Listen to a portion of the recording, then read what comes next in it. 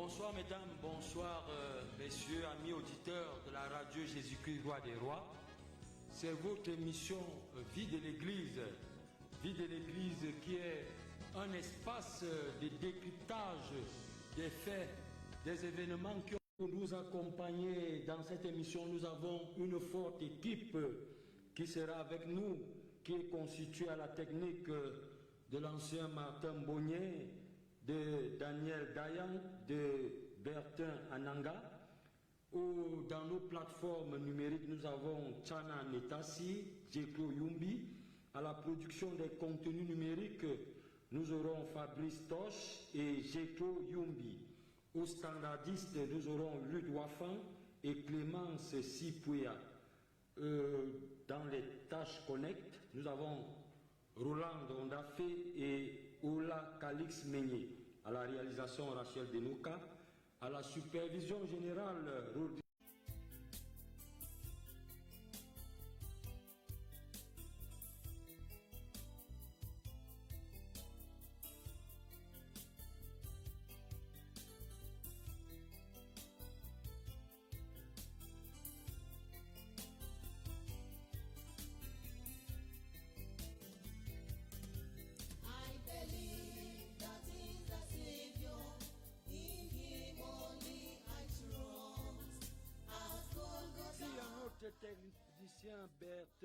Vont avoir du Seigneur. Donc c'est dans ce cadre-là que les serviteurs de Dieu se sont retrouvés à Baranté pour leur prière. Dieu, cela n'est pas toujours fait. C'est que c'était pas un culte national pour qu'on puisse annoncer de manière nationale. C'était un culte qui vient clore, n'est-ce pas, une période de prière, une période de présentation des serviteurs et même Sainte-Seine. Nous avons communié à Baranté. Voilà, donc je ne sais pas s'il y avait le trouble, je ne sais pas si on pouvait faire tout cela. On a tout fait sans problème. Peut-être que l'Église de Dieu traverse une période difficile, peut-être c'est de ça que vous voulez parler. Oui, l'Église traverse une période difficile, mais l'Église s'avance. L'Église qui est née le jour de la Pentecôte doit s'avancer.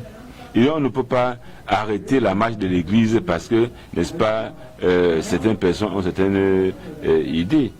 On a eu à le faire, n'est-ce pas, nous avons eu, l'Église de Dieu, n'est-ce pas, va à sa 61e année, si je pense bien.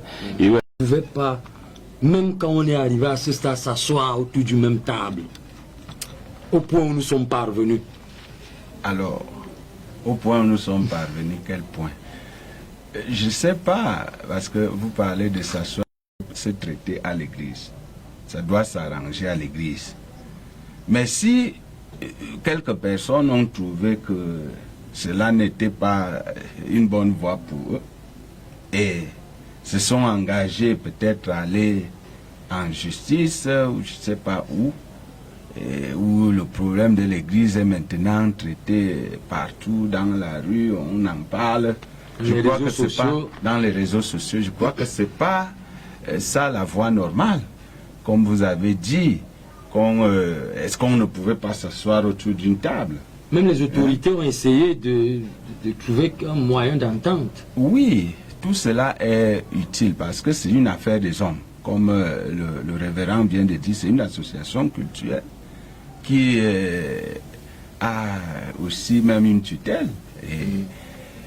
Qui fait que, bon, s'il y a des difficultés, on va essayer de voir comment arranger au niveau administratif. Mais en fait, les problèmes de l'Église ne devaient pas sortir de l'Église. Ça devait s'arranger dans l'Église. Et je crois qu'une autorité a eu même à dire cela, que non, on devait rentrer en interne pour arranger nos situations. Mais eux, ils peuvent seulement s'occuper de tout ce qui peut vouloir troubler l'ordre public. Mais en ce qui concerne les problèmes de l'Église, ça doit s'arranger en interne. Les problèmes de l'Église doivent s'arranger en interne, mais ce n'est pas ce que nous vivons. Nous observons même de plus en plus, on voit les forces de maintien de l'ordre qui sont dans l'Église, pasteur.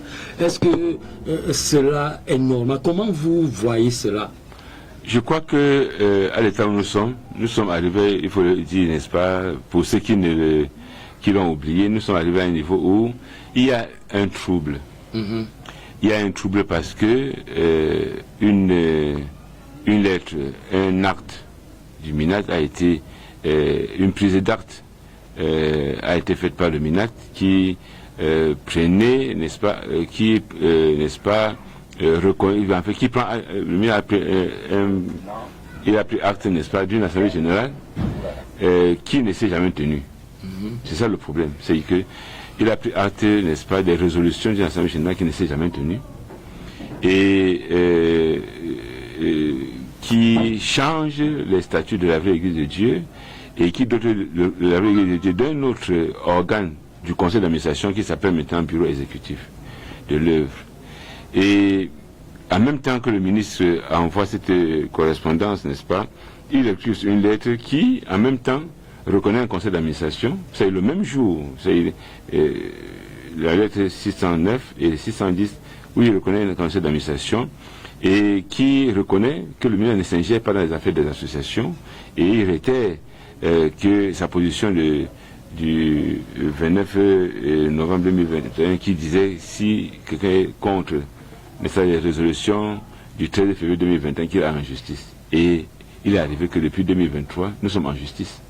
Et que la justice ne s'est pas prononcée, nous y sommes encore. Parce que ceux-là qui ont présidé, il faut le présider, ceux qui ont organisé, ceux qui ont présidé, ceux qui ont prié, n'est-ce pas, pour les résolutions de l'Assemblée générale de 2021, quelques temps après se sont soulevés pour aller, n'est-ce pas, commencer, n'est-ce pas, à faire beaucoup de choses que nous ne pouvons pas qualifier ici là, pour induire le MINAT en erreur. Il faut le dire. Le MINAT est notre administration de tutelle, mais ce n'est pas elle qui dirige l'Église, puisque le MINAT lui-même dit qu'il n'a pas vocation de s'ingérer dans les affaires des associations. Donc il est donc arrivé que le MINAT a trouvé sur sa table 3 procès-verbaux des assemblées généraux, des assemblées générales autant pour moi, et 2 procès-verbaux régulièrement tenus sous la couverture du MINAT, c'est-à-dire les autorités administratives représentées par les sous-préfets, et une assemblée générale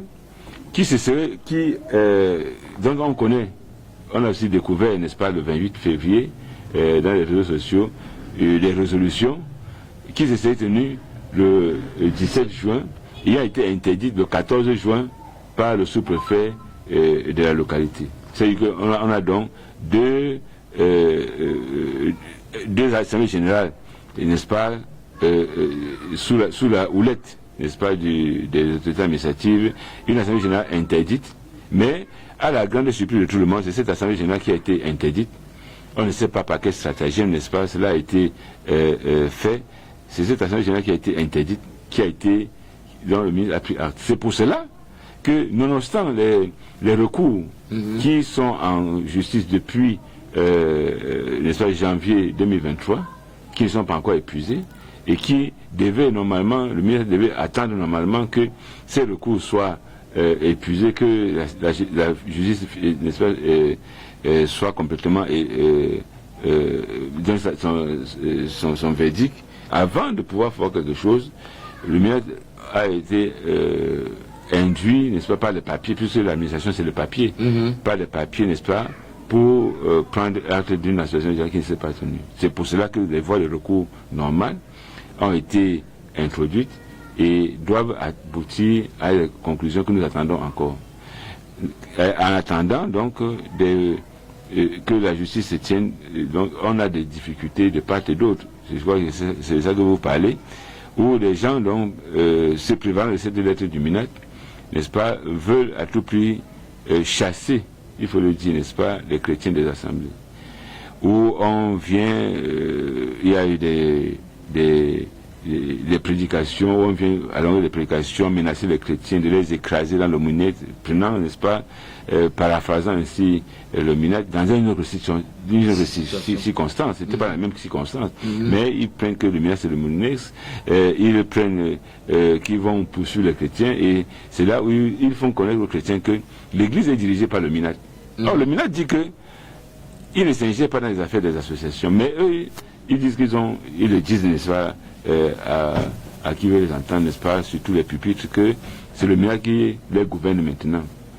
On veut forcer le Munat à entrer dans quelque chose où il dit que je n'ai pas vocation d'entrer dans une association. La loi de 90 dit clairement que les associations se créent et se gèrent librement selon leur statut et sous le respect des réglementations en vigueur.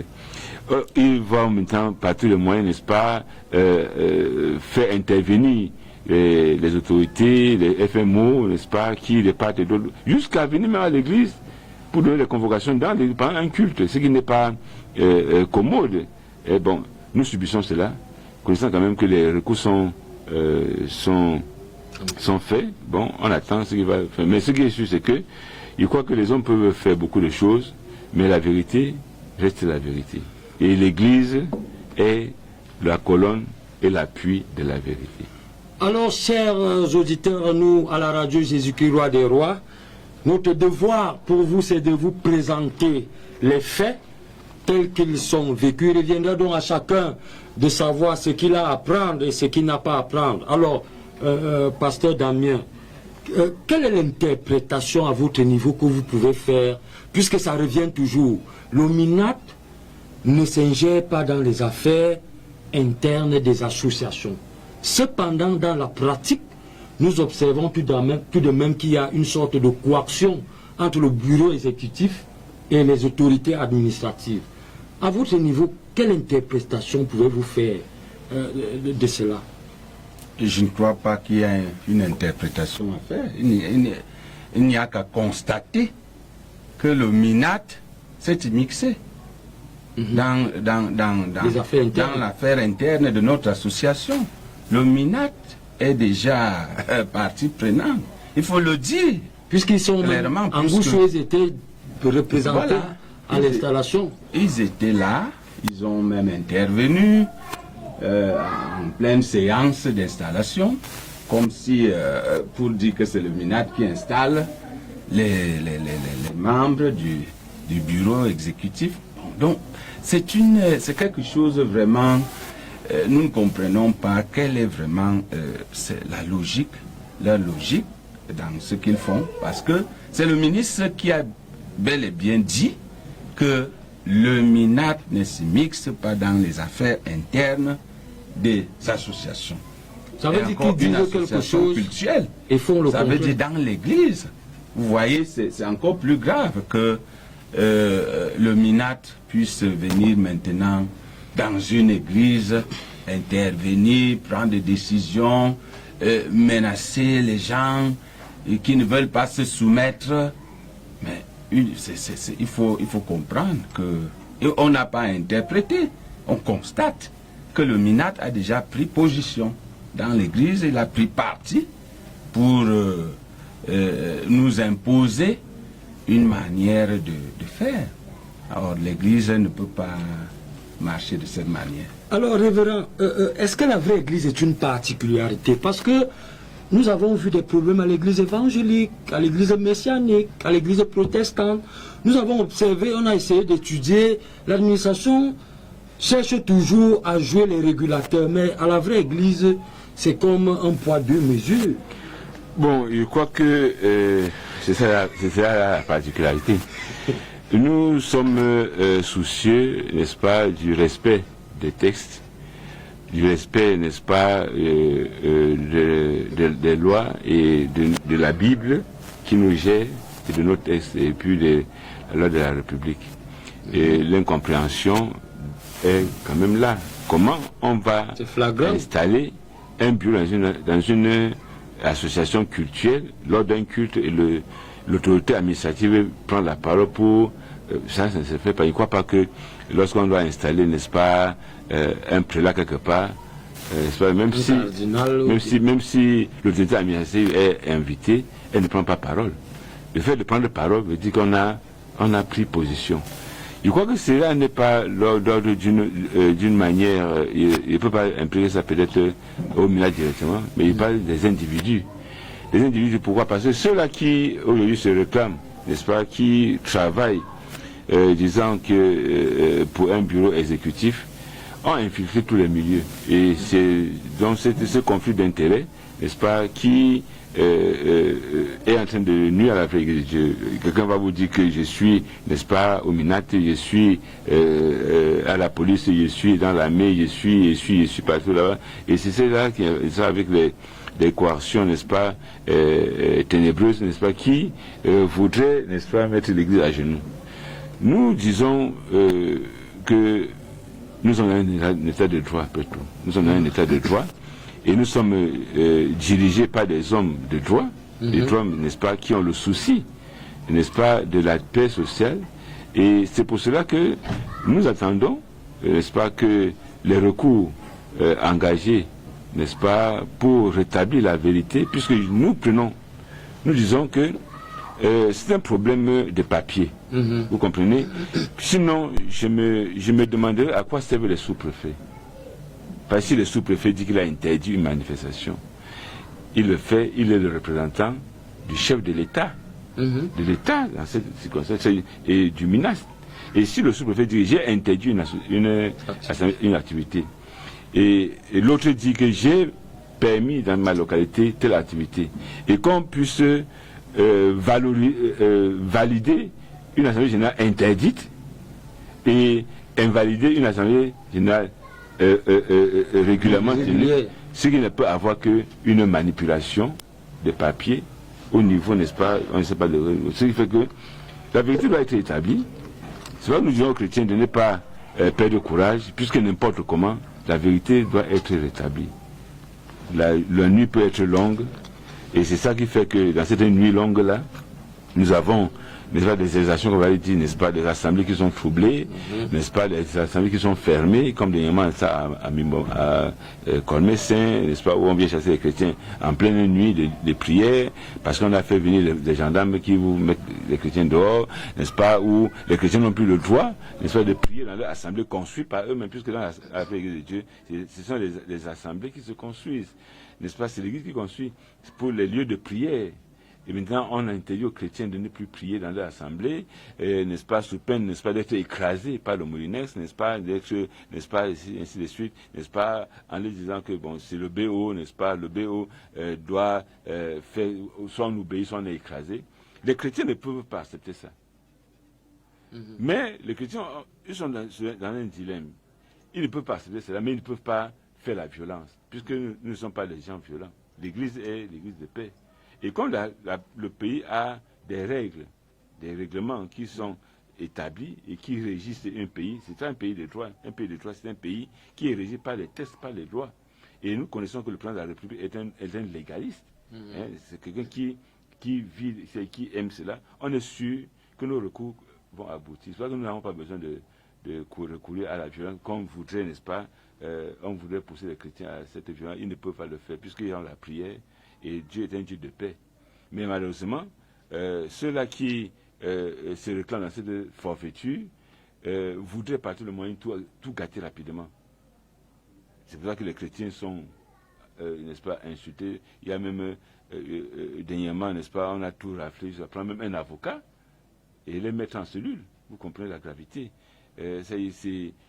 Bon, beaucoup de sous-préfets, n'est-ce pas, qui n'ont pas peut-être bien compris le problème, n'est-ce pas, se laisser, il peut dire, entraîner. Nous avons le devoir donc d'informer sur la réalité de la situation, afin que chacun, avant de prendre une décision, puisse savoir de quoi il s'agit. Alors, pasteur Damien, nous avons suivi, ils ont dit, ils ont menti, mais Dieu les a exaucés. Quel commentaire pouvez-vous faire dans cette déclaration? Dieu n'exauce point les pécheurs. Mais ils ont la lettre. Jean chapitre 9, verset 31. Dieu n'exauce point la prière d'un pécheur. S'ils disent qu'ils ont menti, s'ils reconnaissent qu'ils ont menti et que Dieu les a exaucés, je ne sais pas quel Dieu. C'est même un blasphème. C'est un blasphème. Donc, je crois que tout est clair. Les choses ne se sont pas passées comme cela se devait.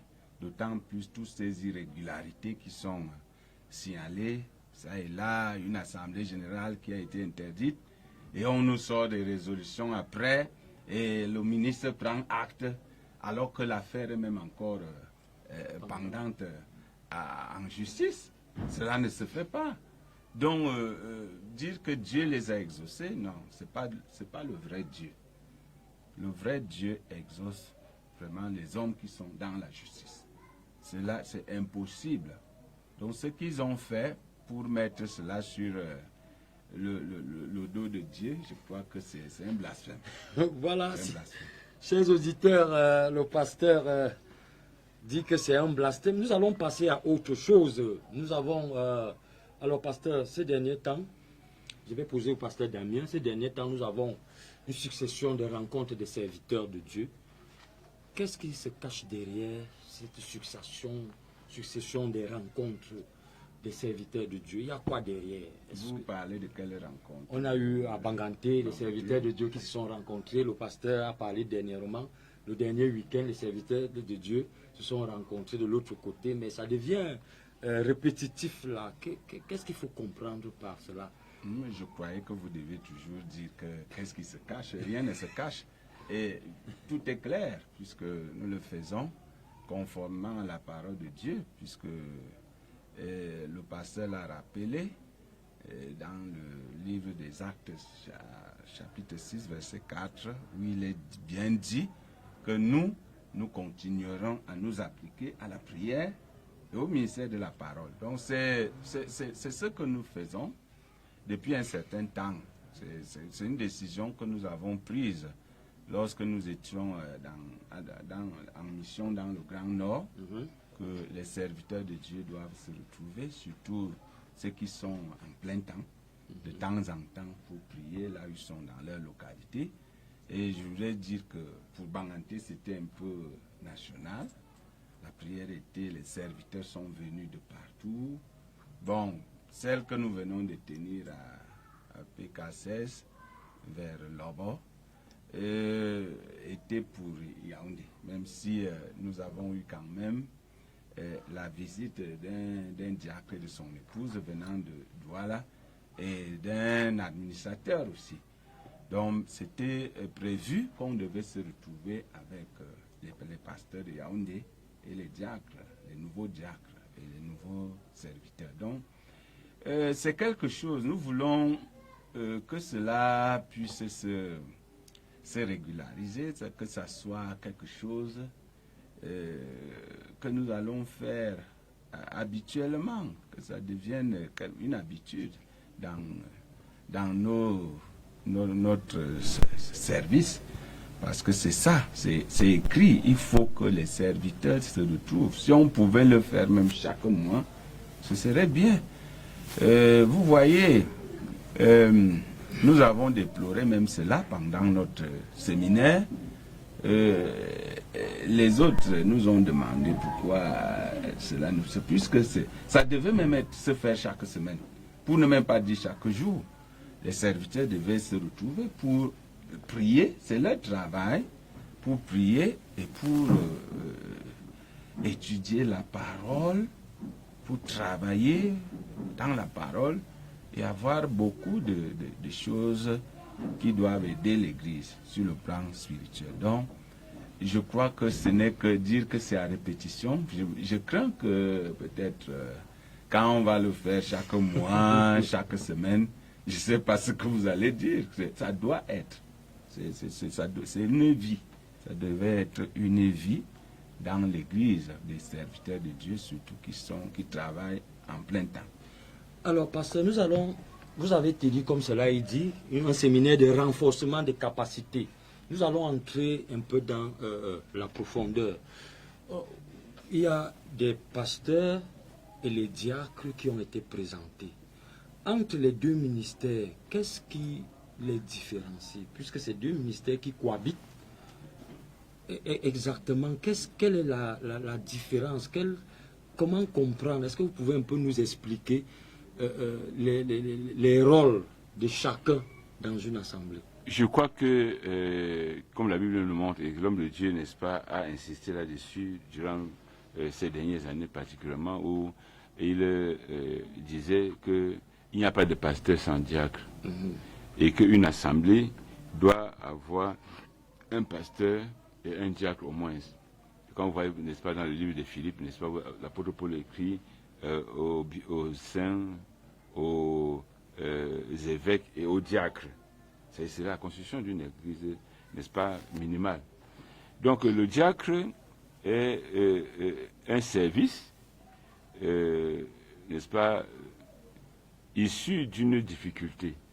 C'est que quand vous voyez dans la Bible la jeune communauté chrétienne qui était née, il y a eu un moment où la Bible, dans l'acte 6, on dit que les hellénistes ont commencé à murmurer parce qu'ils estimaient que leurs veuves étaient négligées dans la distribution qui se fait chaque jour. Or, c'est les apôtres qui devaient prêcher l'évangile, n'est-ce pas, qui devaient administrer la parole de Dieu, qui devaient encore rentrer, veiller à ce que tout le monde ait mangé, et cela, c'était fastidieux. Ils ont donc dit au peuple, à l'Assemblée, de choisir cet homme de qui on a un bon témoignage, qui sont remplis d'Esprit Saint et de sagesse, et ils vont les charger de cet emploi. Et pour eux, ils vont continuer à s'appliquer au ministère de la parole et à la prière. Et c'est ce qui a été fait. Cette personne a été choisie, et il est revenu maintenant à eux de s'occuper maintenant de cette distribution. C'est de ce service de table. On va donc dire que le diacre est celui qui est destiné dans l'assemblée, dans l'assemblée locale, à s'occuper, n'est-ce pas, de tout ce qui est matériel. Cela vient, n'est-ce pas, en aide au ministère, qui va maintenant avoir le temps de se consacrer au sacerdoce, n'est-ce pas, sans plus être obligé de partir servir aux tables. Donc le service diaconal est très important, parce que sans cela, le pasteur ou bien le ministre de la parole va être submergé, parce que s'il faut aller, n'est-ce pas, voir les veuves, voir les orphelins, les démunis, organiser ici les travaux, tout ça, le pasteur ne peut pas le faire, il n'est pas un Dieu. Donc le diacre est un service, n'est-ce pas, qui est établi par le ministre de la parole, n'est-ce pas, qui vient en aide au pasteur, qui vient en aide, n'est-ce pas, dans une assemblée, et qui s'occupe de tout ce qui est matériel dans l'assemblée, sous l'orientation, bien sûr, du pasteur, puisque c'est un service qui a été institué par le ministre de la parole, par les apôtres. Donc, c'est un service qui est devenu, par la recommandation des serviteurs, des pasteurs, n'est-ce pas, par l'imposition des mains, qu'ils ont eu un ministre de l'Église, alors que les pasteurs, les ministres de la parole sont les ministres de Dieu. Alors, pasteur Damien, étant entendu que ces deux ministères qui sont appelés à cohabiter, n'y a-t-il pas un risque de collusion dans les différentes tâches? Il n'y a aucun risque. Aucun risque. Tous les tâches sont bien définies, puisque on parle le service diaconal, comme le révérend vient d'expliquer, c'est un service qui s'occupe des choses usuelles, matérielles, le domaine social dans l'église, les veuves, les orphelins et tout ça. Bon, c'est bien, c'est clair. Et le ministère de la parole s'occupe du sacerdoce exclusivement. Donc vous allez voir dans le service sacerdotal, il y a par exemple la présentation d'enfants, le mariage, le baptême, la Sainte Seine et autres. Le diacre ne fait pas ces services-là. Cela est réservé, c'est exclusivement réservé au ministre de la parole. Donc il n'y a pas de collusion possible. Que chacun vraiment connaît ce qu'il a à faire. Alors, pourquoi présenter seulement les diacres et les pasteurs? Pourquoi pas présenter les docteurs ou les évangélistes, par exemple? Oui, nous avons notre livre de service, notre livre code, qui est le serviteur accompli, que l'on nous a donné. Il y a des serviteurs qu'on ne peut pas mettre à l'épreuve, comme les évangélistes. Quand on remarque qu'un frère est évangéliste, on doit le reconnaître comme évangéliste. Quand on reconnaît un frère comme docteur, on doit le reconnaître comme docteur. Mais pour les pasteurs, l'apôtre Paul dit que les évêques doivent être mis à l'épreuve, et si les évêques et les diacres doivent être mis à l'épreuve, et s'ils sont sans reproche, on va, n'est-ce pas, les recommander. Oui, parce que l'Église n'est pas née aujourd'hui. L'Église n'est pas née aujourd'hui. Quand on reconnaît un frère comme évangéliste, on le reconnaît simplement que voici un évangile, et puis il est libre de pouvoir se mouvoir là où l'Esprit de Dieu va le conduire. Un docteur est quelqu'un qui est là pour enseigner, puis il est là pour... Alors qu'un berger, un évêque, un berger est là pour être sur place. Il a besoin, n'est-ce pas, il doit montrer certaines qualités que l'Église doit montrer, que lui, il a la capacité de pouvoir, Dieu lui a donné, n'est-ce pas, il n'y a pas d'école pour le pastoral, n'est-ce pas, on va voir que Dieu lui a donné, et puis c'est Dieu qui établit. C'est Jésus-Christ qui établit, n'est-ce pas, pour l'Église. Puis Jésus-Christ est le chef suprême de l'Église. Et Jésus-Christ, puis la Bible dit que Dieu a établi Jésus-Christ comme chef suprême de l'Église. Et Jésus a établi, dans cette Église-là, les saints ministères. Donc c'est Jésus qui établit. Quand il établit, on doit seulement constater. Donc pour l'instant, nous avons présenté à l'Église, n'est-ce pas, les pasteurs à l'épreuve et les diacres. Il leur revient maintenant de travailler. Et si c'est vraiment là leur ministère, s'ils sont sans reproche, on va les recommander, les reconnaître comme pasteur plein. Alors, on va les reconnaître comme pasteur plein. En ce qui concerne le choix pasteur, comment cela se passe-t-il? On a des gens, c'est des responsabilités lourdes, puisqu'il faut encadrer les âmes. Y a-t-il au préalable des enquêtes de moralité? Comment cela se passe-t-il pour choisir des personnes? Non, dans l'Église, on n'a pas besoin de faire des enquêtes de moralité, puisque le Saint-Esprit est là. Et pour ce qui concerne les pasteurs, les ministres de Dieu, c'est Dieu lui-même qui les choisit.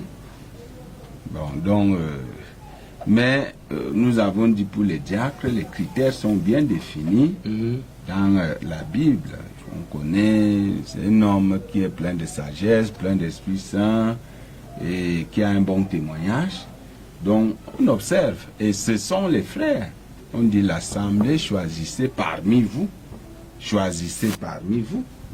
Donc des gens dont on rend un bon témoignage, qui sont pleins de sagesse, pleins d'Esprit Saint et que l'on chargera de cet emploi. Donc pour les diacres, il n'y a pas de problème.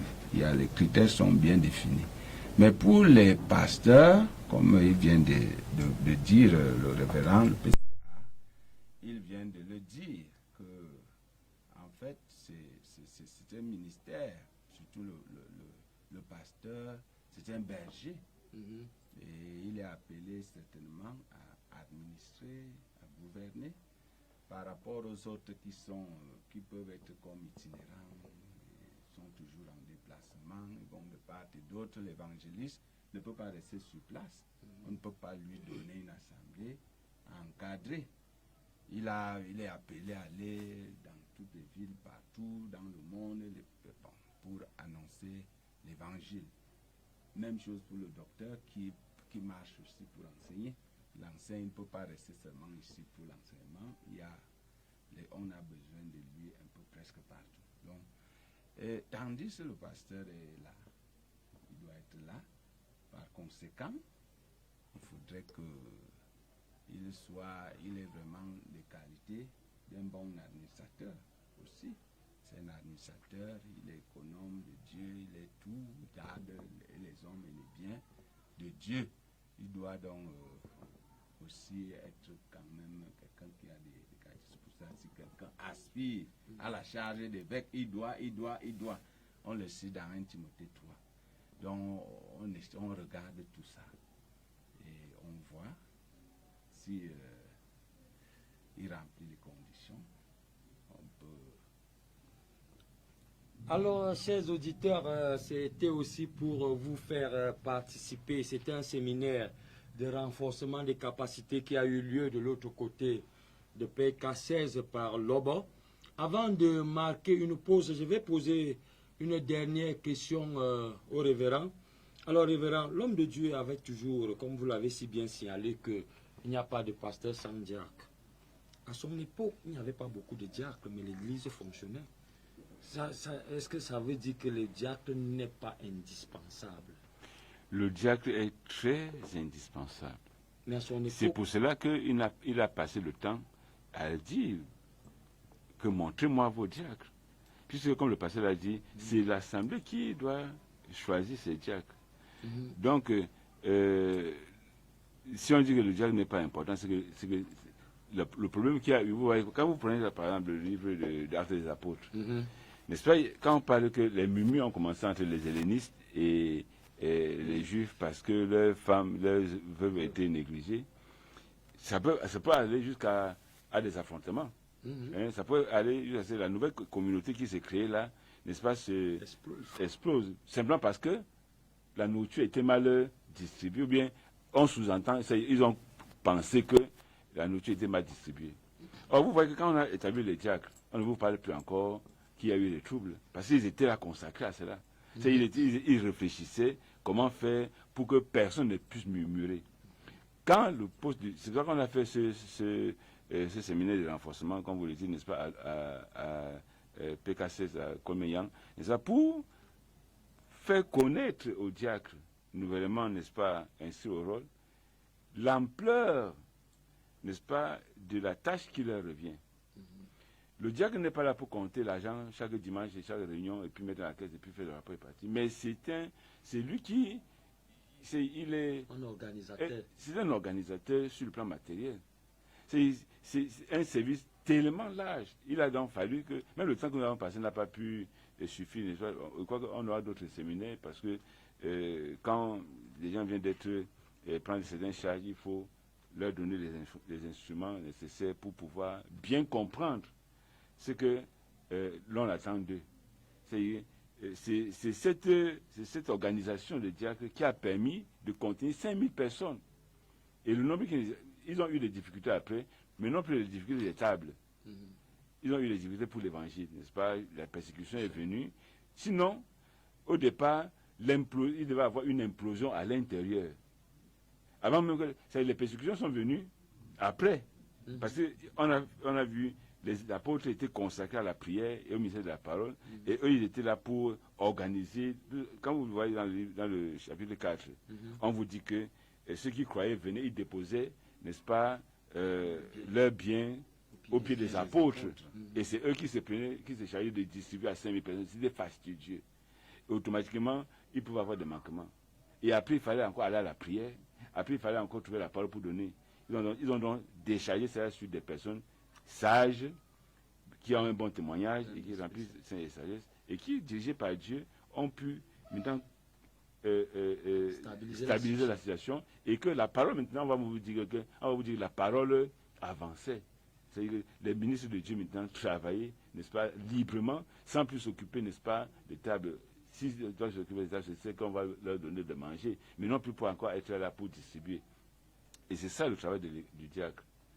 De sorte que qu'il n'y ait plus de murmures, n'est-ce pas, parce qu'il y a des indigents, parce qu'il y a des négligences, parce qu'il y a ceci. Le diacre, c'est l'homme de Dieu l'appelle le père de l'Assemblée. C'est le père de l'Assemblée. C'est un service qui est très important.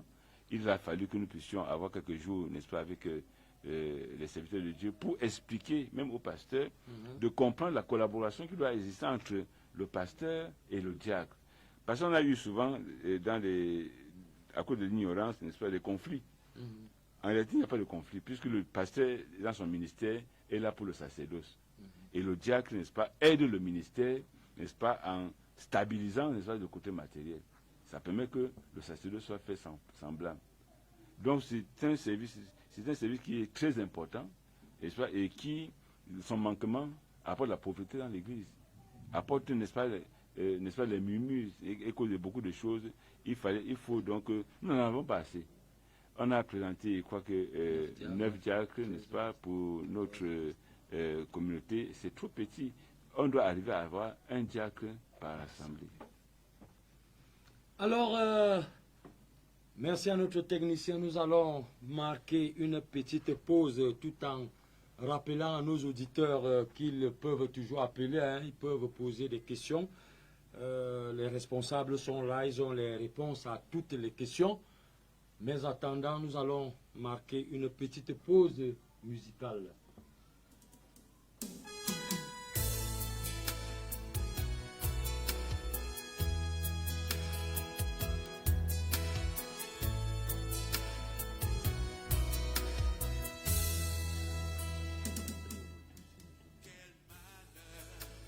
J'avais choisi un autre, quelle détresse si j'étais resté rebelle,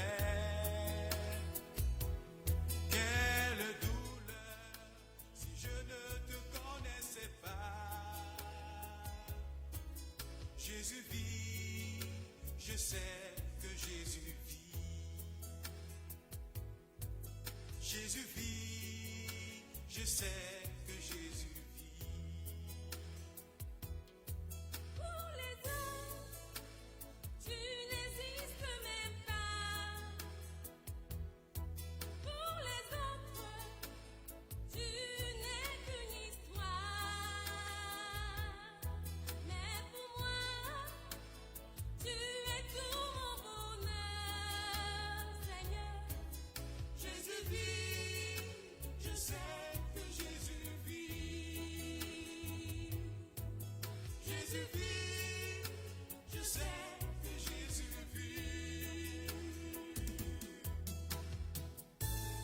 Que serais-je devenu si je n'avais rencontré Jésus? Dans ce monde perdu, dans le péché, j'étais désespéré, sans Dieu, sans paix dans ce monde. J'étais troublé, des misères et des maladies. Les marabouts m'avaient trompé, j'étais perdu. Gloire à Dieu car sur mon chemin, il m'est apparu. Ah, je l'ai choisi et je suis heureux d'appartenir à Jésus-Christ.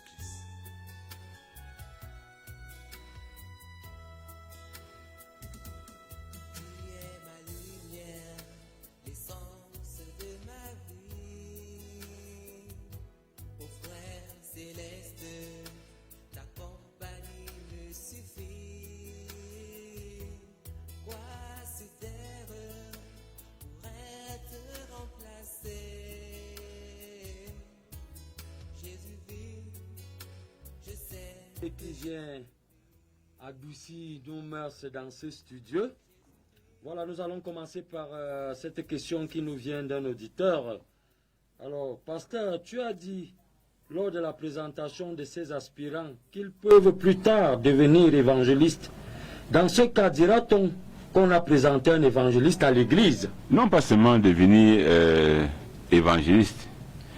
Parce que quand on parle d'aspirant pastoral, c'est un aspirant. C'est un serviteur de Dieu dont le zèle a été remarqué. On a vu, mais on ne peut pas encore déterminer avec distinction quel ministère Dieu a prévu pour lui. C'est pour qu'on le met un peu en exergue pour mieux l'observer avant de voir quel est le ministère exactement que Dieu, comme vous voyez par exemple dans Acte 13.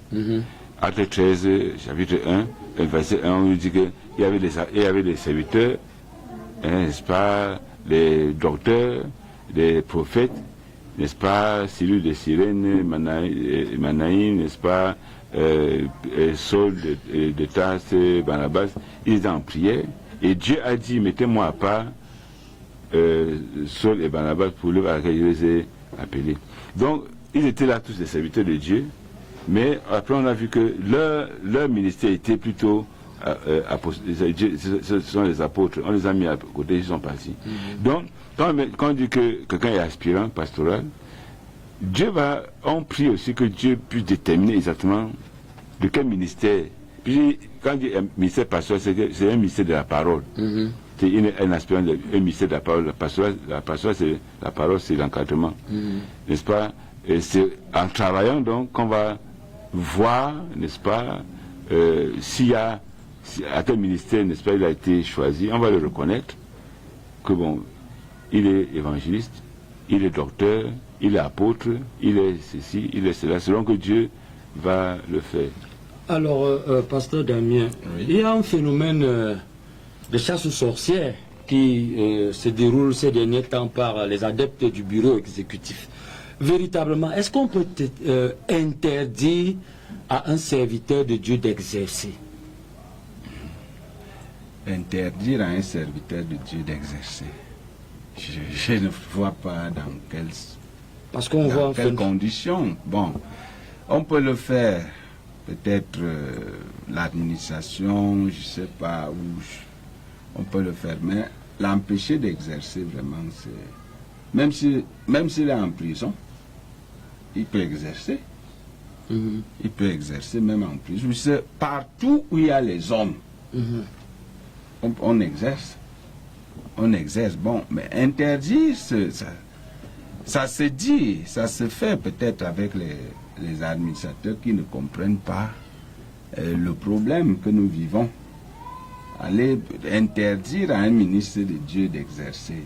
L'empêcher par exemple de faire un mariage. De faire un culte, un mariage, ou j'ai peut-être une retraite qu'il a. Ce sont des abus. Ce sont des abus, ça ne se fait pas. Mais dans les normes, si vous voulez empêcher un serviteur de... Peut-être vous allez...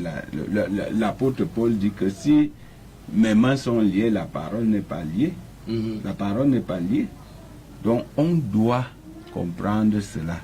On ne doit pas empêcher à un serviteur de Dieu d'exercer son ministère à quelque niveau que ce soit. Même si aujourd'hui, on a dit à certains de ne pas exercer, on ne peut pas les voir mener une activité, ceci et cela, ça ce sont des abus. Ce sont des abus, ça ne se fait pas, ça ne devait pas se faire. Mais comme nous sommes les hommes de paix, si on vient me dire, peut-être un administrateur de l'État me dit que bon, dans ma circonscription, je ne voudrais pas te voir peut-être faire ceci ou cela. Bon, pas peut-être le respect de la loi qui les représente, l'autorité, je peux m'abstenir. Mais je peux aller même ailleurs, exercer mon ministère hors de sa circonscription. Je peux aller ailleurs. Même si c'est un pays, si c'est un président du pays, je peux aller dans un autre pays pour exercer mon ministère. Donc ce n'est pas des choses qui devraient même être. Ce sont des abus. Pasteur, nous avons vu dans les réseaux sociaux un certain magistrat vouer pratiquement un culte à la fameuse lettre 609 où on a vu les intimidations, les menaces avec une condescendance à nul autre pareil. Quelle est votre lecture? Je ne lis pas, je vois. Je ne lis pas. Je vois aussi comme vous, n'est-ce pas, j'ai vu ça dans les réseaux sociaux, n'est-ce pas, on aurait dit, n'est-ce pas, un procureur de la République dans ses plaidoiries, n'est-ce pas, à l'hôtel, n'est-ce pas, pour montrer que on va écraser les chrétiens qui acceptent la forfaiture qui a été organisée, qu'on va les malaxer, on va les botter à la cour d'appel. C'est un scandale qu'un juge de son État puisse déjà connaître les verdicts. C'est dit aux chrétiens qui connaissent les verdicts, n'est-ce pas, des tribunaux, avant même que ces tribunaux ne siégent. C'est vraiment un abus. Ça laisse croire à certaines personnes que la justice camerounaise serait une justice, n'est-ce pas, de copains-copines. C'est ça qui s'adresse parce que si je connais bien, il est à Douala et il fait et les tribunaux sont à Yaoundé, qui sont à Yaoundé, et il dit aux chrétiens qu'il connaît les résultats, n'est-ce pas, de ces assises. Je crois que cela a été un grand scandale, même dans le milieu judiciaire, selon ce qui m'a été rapporté. Vraiment, ça a été la plus grande bêtise qu'un magistrat, n'est-ce pas, de son rang puisse faire. Qu'à cela ne tienne, nous ne sommes pas dérangés. Nous savons que, comme il est dit là, que l'Église de Dieu est la colonne et l'appui de la vérité. Quel que soit le cas, nous sommes dans un pays de droit, n'est-ce pas? Les gens peuvent parler, peuvent menacer les chrétiens, n'est-ce pas? Ils menacent les chrétiens, n'est-ce pas? Qui vont les rouler dans la poussière, ils vont... j'ai même vu, n'est-ce pas? Les gens qui partent prêcher à l'église avec se faisant garder par les policiers. j'étais très surpris, n'est-ce pas, de la prophétie. Et puis, il appelle ça maintenant prophétie. Parce que dans un de ces messages que j'ai pu assurer, dans un morceau de ces messages que l'homme de Dieu a dit, il dit que l'église ne doit pas être gardée par les militaires. Parce qu'effectivement, c'est ça que les gens sont en train de dire. C'est les gens sont en train de prendre, d'instrumentaliser les forces de maintien de l'ordre pour qu'ils viennent, n'est-ce pas, accompagner un pasteur à l'église. C'est-à-dire qu'on voudrait, aujourd'hui, c'est selon ce que ce magistrat disait, et selon ce que n'est-ce pas, dit aux oreilles des chrétiens, que c'est le mineur qui est le chef de l'église. Le mineur n'est pas le chef de l'église. C'est la tutelle administrative, n'est-ce pas, dans l'état de droit. Les associations religieuses, n'est-ce pas, sont au MINAC. Et le MINAC dit que je n'ai pas à m'immiscer dans les affaires des associations. La loi de 90 dit clairement que les associations se créent et se gèrent librement selon leurs statuts et les réglementations en vigueur. Alors les gens partent dire haut et fort que le gouvernement est avec eux, que le MINAT est avec eux. Le MINAT vous dit, je ne suis pas, je ne m'ingère pas dans les affaires d'association. On veut par tous les moyens s'agripper sur la lettre du MINAT, n'est-ce pas, sur une lettre du MINAT, parce qu'il y a deux lettres du MINAT. Il y a la lettre du MINAT qui dit que je ne m'ingère pas dans les affaires des associations, qui est plus récente que la lettre où il a reconnu un bureau fictif. Vous comprenez? Donc, et les gens disent donc, qu'est-ce que nous connaissons de la Bible? De la Bible, nous connaissons que Jésus-Christ est le chef suprême de l'Église, établi par Dieu. Éphésiens chapitre 1, n'est-ce pas, verset 21, il dit que, je crois que c'est 21, il dit que Dieu a établi Christ comme chef suprême de l'Église, lui ayant donné un nom qui est au-dessus de tout nom, en sorte qu'au nom de Jésus-Christ, tout genou doit fléchir dans les cieux et sur la terre. Et il a établi Christ, Jésus comme chef suprême de l'Église, qui est son corps. Et ce chef suprême de l'Église a établi les ministres de Dieu pour diriger son corps. L'Église est théocratique. Mais ceux-là qui, n'est-ce pas, sont partis, n'est-ce pas, dit qu'ils ont fait l'Assemblée générale le 17, alors que cela a été interdit le 14, disent que non, ils sont maintenant les adeptes du MINAT. Il faut que le MINAT vienne les diriger. Le MINAT ne peut pas diriger une association, puisque le MINAT n'a pas créé l'association. Surtout que c'est une association culturelle. Et puis encore, n'est-ce pas, ils vont maintenant aller... il trouve que c'est très faible que un sous-préfet envoie les convocations aux chrétiens. Mais venez leur donner les convocations. Au lieu de faire venir un policier lors d'un culte, arrêter le culte et se mettre à distribuer, si nous étions des hommes belliqueux, c'est suffisant pour pouvoir saisir les autorités. Vous comprenez? Les vidéos sont là, mais on dit non, on ne peut pas. Même celui qui est venu intimider les chrétiens ne connaît pas ce qu'il est en train de faire. Donc, un pasteur ne peut pas dire que je vais maintenant être gardé par la force de maintien de l'ordre. Où est la place du Saint-Esprit? C'est un aveu d'illégitimité. C'est un aveu d'illégitimité. Vous voulez, le peuple vous dit que nous n'acceptons pas ça. Parce que tout le peuple, tout le monde entier, vous avez posé la question au pasteur, il a dit que bon, lui on a fait le faux.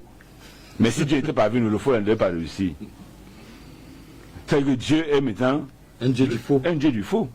Alors, pourquoi donc prêcher encore l'évangile? Si Dieu est un Dieu du faux, il est aussi le Dieu du... C'est même le voleur qui dit ah, Dieu était avant, si sans Dieu on devait m'arrêter. Il a raison. Hein? C'est celui qui passe prostituer après, pas fait le test de VIH. Il trouve qu'il est négatif. Il va dire, ah, heureusement que Dieu était...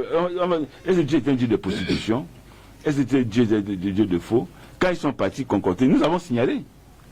Vous comprenez? Nous avons signalé, on a eu vent qu'au MINAT, il y avait une cellule qui était constituée et qui préparait un document pour montrer qu'il y a eu quand même Assemblée générale, malgré le fait que le sous-préfet de Ayos avait interdit cela. On a connu ça, on a saisi l'autorité administrative pour dire attention, les documents sont là. Cela a été déchargé au MINAT. Que attention, il y a un monsieur tel qui est en train de dire que donnez-moi les papiers, je vais monter un dossier pour que le ministre puisse prendre acte de ça. Nous avons saisi ça, on a écrit au ministre. Mais il semble que peut-être là-bas, il y a une disposition pour que nos courriers ne puissent pas passer. Je ne crois pas que le ministre ait vu cela sans intervenir. Et puis a intervenu comme cela. Donc, que les gens vous disent qu'on a fait le faux. mais Dieu est avec nous. Bon, si Dieu est un Dieu de menteurs, et que maintenant, si Dieu est avec vous, il fallait que Dieu soit avec vous pour que vous ne puissiez pas partir à l'église avec les policiers. Que vous ne puissiez pas dire aux chrétiens chaque fois qu'on va vous poursuivre partout. Il y a les anti-gangs qui vont venir à l'église. On a vu des cas où les gens sont venus à l'église molester les chrétiens avec les gros bras. C'est là dans les photos. Mais si vous êtes légitime, si le peuple... C'est pas une assemblée générale. Qu'est-ce qu'une assemblée générale? Une assemblée générale, c'est une instance, c'est l'instance suprême de toute association. C'est là où tous les délégués, toutes les composantes d'une association se retrouvent et choisissent, n'est-ce pas, ceux-là qui vont, n'est-ce pas, résider à leur leur destinée pour une période de temps bien précise, selon les textes qu'ils ont votés, qu'ils ont adoptés. Dans ce cas-là, on ne peut plus parler de partis quelque part avec les policiers. Parce que c'est eux qui vous ont choisi. Mais quand quelqu'un vient avec la police, maintenant on vous menace, évidemment on était dans une sous-préfecture là, où quand on entrait au sous-préfet disait aux chrétiens qu'il veut vous mettre en prison, il veut vous faire ceci pour les influencer. Et quand on a montré au sous-préfet que non, voici la réalité, qu'est-ce qu'il a dit? C'est le pasteur a dit, bon, allez arranger dans votre église. Puisque une association, vous êtes des gens de la Bible d'abord, comment vous ne pouvez pas vous asseoir et causer? On a tendu à la main. Même jusqu'à maintenant, on tend la main. Que, nous causons. Ce qui a détruit, nous faisons ensemble et puis on continue le chemin. Qu'est-ce qu'il y a à partir maintenant, on dit qu'on va faire le faux et puis Dieu est avec nous parce qu'on a fait le faux et puis Dieu a exaucé. Si Dieu a exaucé, on ne sait pas. Dieu, mais l'aveugle ne dit, je sais une chose, Dieu n'exauce pas le pécheur. Cela vaut jusqu'aujourd'hui. Si vous avez fait le mal, et que vous pensez avoir eu gain de cause, la journée n'est pas encore... Quand le jour va se lever, Jésus le dit, que les œuvres des ténèbres se font dans les ténèbres. Mais quand le jour va venir, et ça, les œuvres, toutes les choses seront manifestes. Et alors, chacun recevra, selon, n'est-ce pas, l'ouvrage de ses mains. Alors, je crois que les gens doivent encore être sages. Au lieu de persécuter les chrétiens, quand un pasteur dit aux chrétiens qu'il veut diriger, que je veux vous mettre en prison, c'est pour aller leur donner la parole en prison. Non, soyons un peu... Qu'il y a un pasteur qui vient dire que je vais vous écraser, que les forces de miséricorde vont vous écraser, c'est pour que vous puissiez faire quoi avec la patte là. Quand ils sont écrasés, vous allez faire quoi avec la patte? Donc, faire le sacrifice à Dieu comme dans l'Ancien Testament. Donc, rien que par les paroles, on montre que les gens ont perdu le sens. Mais voilà justement, pasteur, avec tous ces griefs, ces irrégularités, mais ils craignent beaucoup de foules. Non, ils craignent beaucoup. Vous avez compté combien de foules? C'est tout à fait normal. Vous savez que si vous avez même un fou, ou des années, vous allez vous faire des adeptes. L'homme est un être bizarre. Vous comprenez? Et malheureusement, les hommes aiment accepter plus le mensonge que la vérité. On a dit que si vous avez trop d'amis, ça veut dire que vous avez aussi beaucoup d'hypocrites dedans. Hein? Donc, les gens peuvent... Il y a des gens qui sont peut-être fatigués de la foi, puisque tout est démontré que, n'est-ce pas, ceux qui sont dans cette tendance... Rien que le fait, moi je suis chrétien, avant d'être pasteur, je suis chrétien. Si je suis chrétien, assis dans les bancs, et un pasteur vient me dire que je vais vous écraser. Non, Jésus n'a pas écrasé les gens qui l'amenaient à la croix. Qu'est-ce que Jésus dit à Pierre? Mets ton fourreau dans la poche. Si je voulais que mon père intervienne, il avait des légions d'anges. Il a pris l'oreille, il a remis sur Malthus. Pourtant, il partait comme ça, mourir sur la croix. Mais aujourd'hui, quelqu'un se dit pasteur, délégué pastoral, et il promet aux chrétiens de les poursuivre jusque dans leur maison. Et que malgré cela, les gens continuent à trouver que c'est normal. Mais il y a quelque chose qui n'est pas normal. C'est une curiosité, pasteur. Une curiosité énorme, parce que là, on se demande que finalement, qu'est-ce que les gens veulent? La Bible, c'est un livre d'amour. C'est le plus grand livre d'amour qui existe sur la terre, qui ne montre que comment on aime, comment on fait pour être aimé, comment on aime Dieu, comment on aime son prochain. Toute la Bible, quand vous voyez les 10 commandements, c'est subdivisé en deux parties. Aimer Dieu et aimer son prochain. Il n'y a pas une place de la haine. Vous comprenez? Ni de la rancune. Ni de la rancune. C'est vrai que le message, le passe-mot de la Bible, c'est le pardon. C'est le pardon, pardonner. Mais que quelqu'un vous dise que, quand je vois, c'est le commerçant, ici là à côté, Yaoundé 5e, où on les amène au tribunal, parce qu'ils ont dit à quelqu'un que tu ne peux pas être notre dirigeant parce que tu es adultère, on connaît que tu es adultère.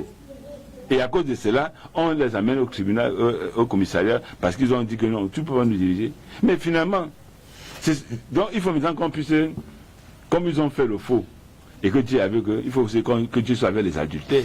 Hein? Et pour répondre à ça, maintenant on dit au frère que frère, je ne suis pas adultère, on dit bon, on va vous mettre en prison. Parce que le seul mot, actuellement nous avons près de 12 procédures pendantes dans les juridictions, que ce soit à Douala, à Yaoundé, à Konolinga, à Bertois, je ne sais pas encore d'où ça va sortir. Simplement parce qu'on a dit la vérité. Ça ne nous étonne pas. Parce que peut-être nous sommes dans un pays encore, un temps encore moderne. Si c'était dans un temps ancien, je crois que ce que Jésus a subi, ça nous l'avons à subir. Donc, 12 procédures. Pourquoi? Parce qu'on voudrait installer un système que le peuple refuse. Le bureau exécutif pourrait changer le conseil d'administration qui est dans le décret de création de l'Église. Pour maintenant mettre un bureau exécutif qui n'est pas dans le décret. Ça veut dire que c'est une église qu'on est en train de créer. On doit se tenir sur le décret présidentiel. Il y a un décret présidentiel qui reconnaît un conseil d'administration. Et les gens ont créé un bureau exécutif. Cela voulait dire qu'ils ne sont pas de la vraie Église de Dieu. Et ils veulent que on puisse... les chrétiens disent que nous ne pouvons jamais, même quand le MINAT viendrait mais avec les armes, on dirait que le bureau exécutif n'est pas légal, ça n'a jamais existé. Une assemblée générale qui n'a jamais eu lieu ne peut pas donner des résolutions qu'on respecte. C'est le fantôme. Alors, pasteur Damien, je crois que nous allons continuer avec cette guéguerre entre bureau exécutif et conseil d'administration. Lors de l'intervention volontaire du bureau exécutif adressée à Madame la Présidente du tribunal administratif du centre, le bureau exécutif donne comme argument pour objection à la lettre du pasteur Paulin, le révérend, que cette lettre, écoutez-moi très bien, que cette lettre n'est ni une décision, ni un arrêté, ni même un quelconque acte décisoire. Alors, comment comprendre cela? Est-ce que ce n'est pas dire quelque chose et faire le concret? Parce que c'est avec cette lettre qu'ils commettent des dégâts dans les assemblées, qu'ils amènent les forces de maintien de l'ordre.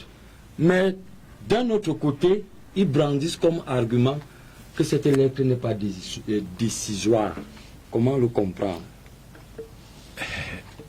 Qu'est-ce qu'il faut comprendre? Il n'y a rien à comprendre. Une lettre, c'était une lettre. C'est pas une décision. C'est pas une décision, c'est pas un arrêté qu'on devait à tout prix exécuter. Et c'est une lettre. Oui, j'ai pris acte, je suis informé que vous avez tenu une assemblée donc les résolutions. Bon, je suis informé en tant que MINAT, ministère de tutelle. Bon, le problème, c'est où? Maintenant que le tribunal administratif est en train de faire son travail et que les autres sentent que ça, effectivement c'est une lettre qu'il ne fallait pas, surtout au niveau de l'exécution, on ne devait pas l'exécuter de cette manière pour détruire, pour mettre presque toute l'église en branle. Comme nous voyons partout les cris, les serviteurs qui sont chassés, et on affecte même d'autres, on ne sait pas de quel genre d'affectation, tout ça. Bon, il y a tellement de choses qui se passent qu'on ne peut pas. Bon, écrire maintenant, ça c'est tout est fait. Je vois tout est fait dans ce bureau, c'est-à-dire ce ne sont que des contradictions. C'est-à-dire le bureau exécutif, c'est-à-dire, et ils disent quelque chose, ils font le contraire. Alors c'est ça. Donc cette lettre n'a aucune force. Mais pasteur, il y a quand même une curiosité. C'est à travers cette lettre que les autorités administratives qui sont des administrateurs civils qui sont censés comprendre les textes juridiques, ils utilisent cette lettre. C'est une curiosité, comme si vous partiez aussi que pour voir un lion. C'est une curiosité.